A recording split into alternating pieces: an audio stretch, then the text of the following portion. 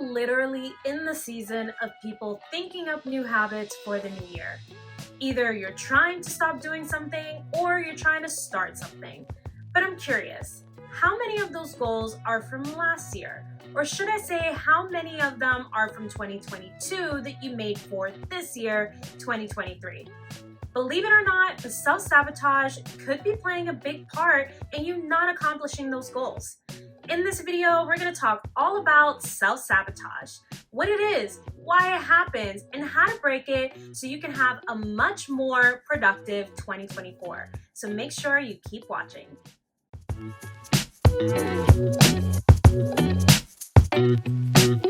Hi YouTube, welcome back to my channel. If you're new here, my name is Pichardo, and I'm a certified transformational coach. On this channel, we talk all about life, health, career, habit change, everything you'd want to know to get unstuck and grow in your life. So if this sounds like something you'd enjoy, make sure that you subscribe to my channel and you keep watching.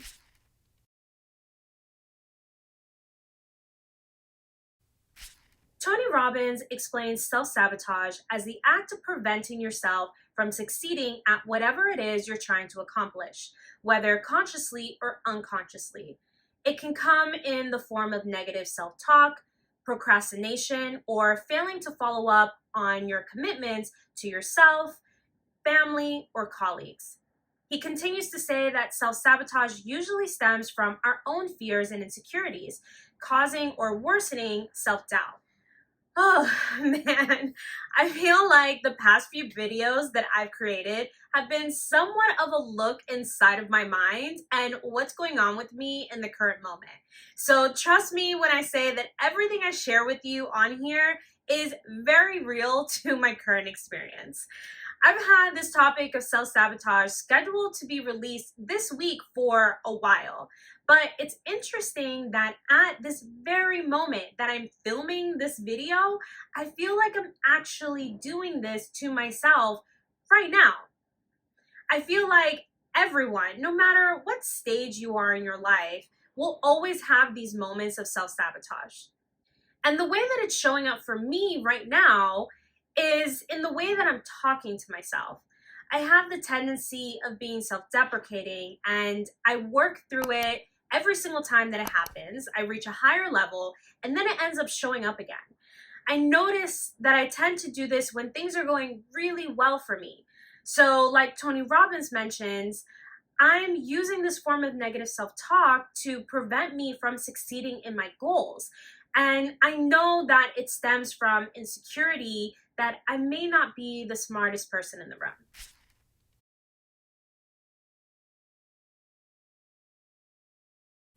And self-sabotage, it can prevent itself in many different ways. So here are a few very different examples of how self-sabotage could be showing up in your life. Let's first start with weight loss. Let's say you want to lose weight, but family dinners are a huge part of your life, and your family bonds through food. You may feel guilty or fear the reaction of your family if you say that you don't want to attend these dinners or eat their food. If you say no to them and their food, they may feel like you don't love them, and you may fear that you'll hurt their feelings and hurt the bond you have with them. So you end up eating the food, leading you to self-sabotage. Now, I do want to clarify, because I don't want to give this impression that you can't have these cheat meals when you're on a weight loss journey. And I actually think it's important to have these cheat meals. And I put it in quotes because I don't see them as cheat meals. I see them as having a balanced and healthy diet. When you're on a diet with so many restrictions for a long period of time, I don't see that as something that's manageable or realistic. And most of those diets cause people to go back to an unhealthy diet because of how restricted they are. What I mean here is you'll have one unhealthy meal and now you feel like you can't continue your diet since you broke it once. Or these family dinners are happening all the time, which prevent you from maintaining a healthy diet 90% of the time. This is what I mean by self-sabotaging in this example. And this is actually something that happens to a lot of people. Another self-sabotage example with weight loss is maybe you had a traumatic experience as a child or as a young adult. So you don't like attention, specifically on your body. So if you were to lose weight, you fear that you'll get a lot of attention from others. This could make it very difficult for you to reach your weight loss goals since unconsciously you're against it. Now let's switch over to money and having a goal of making more of it. An example of self-sabotage with this is maybe you were raised to believe that women are supposed to make less than their partner. Therefore, if you identify as a woman, make more, you fear that your partner won't love you as much. So your salary is always just a bit under your partner's. And since you unconsciously always self-sabotage your opportunities to make more money, you're always struggling to make more. Another example is as much as you want to make a lot of money in your life, your perception of wealthy people is not a good one. So if you make more money, you fear that you'll become a bad person. This also tends to be an unconscious behavior. And lastly, let's switch over to making progress in your life, either with getting a promotion or just simply accomplishing a goal. A way to self-sabotage here is you may want to get a promotion at work, but you believe that the higher up you go, the more responsibility you'll have. So you fear that the extra responsibility may take you away from the comfortable, easy life that you currently have. So you may never follow through with applying for that job or somehow bomb every interview. And the last example we have, which I feel like a lot of people could relate to, is the fear of simply growing up or closing the chapter that they're in. Having this internal fear may cause you to self-sabotage on your progress and never actually reach your goal. You'd be surprised, or maybe not, on how many people say that they want to change in their life, but are actually really scared of what that change may look like, and either consciously or unconsciously sabotage their chances of progression.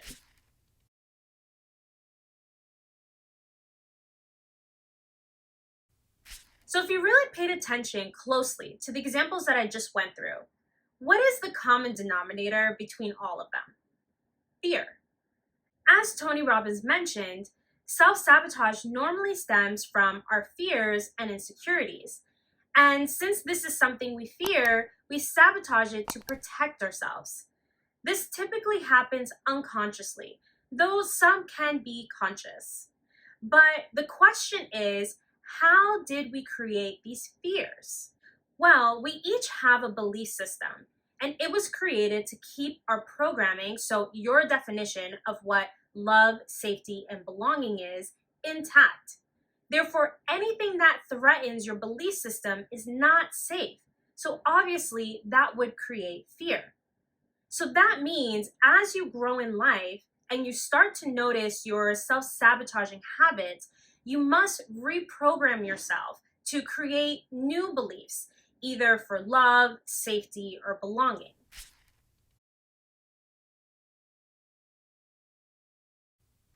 Sometimes it can be really easy to point out. Everything could be going really well, and then all of a sudden you find everything going really wrong. Kind of like what I'm experiencing right now. So if this is your case, you're most likely self-sabotaging your progress. Other times, it can be a bit hard to notice. So if you're not exactly sure if what you're experiencing right now is self-sabotage, I would ask you to take a step back and see how you're living your life right now. What are your current habits and what are your goals? Do you find that your habits hinder your progress in achieving those goals? Overall, do your habits not align with your goals at all?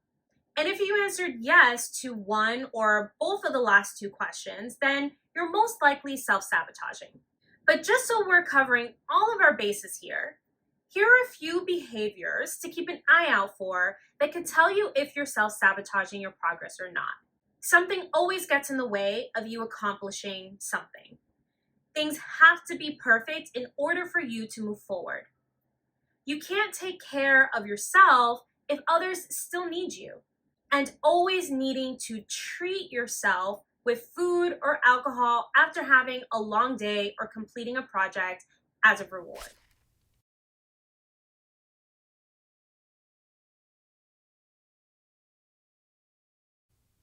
So how do we break this self-sabotaging cycle? It's not easy to break, but people do it all the time, so it's not impossible. Let's circle back to how we started this video. I recently noticed that I'm currently self-sabotaging my progress and achievements, even though I'm doing amazing in my day job. All I get is raving reviews, and I've been given more responsibility as I wanted. I finally started this YouTube channel, which I've been wanting to do for years, and I've been consistent week after week. Yes, Laura, I have to be my own cheerleader sometimes. And my Instagram content has reached a whole other level, at least in my opinion. And I feel like I'm doing amazing. Now, I just gotta get more followers, so follow me on IG.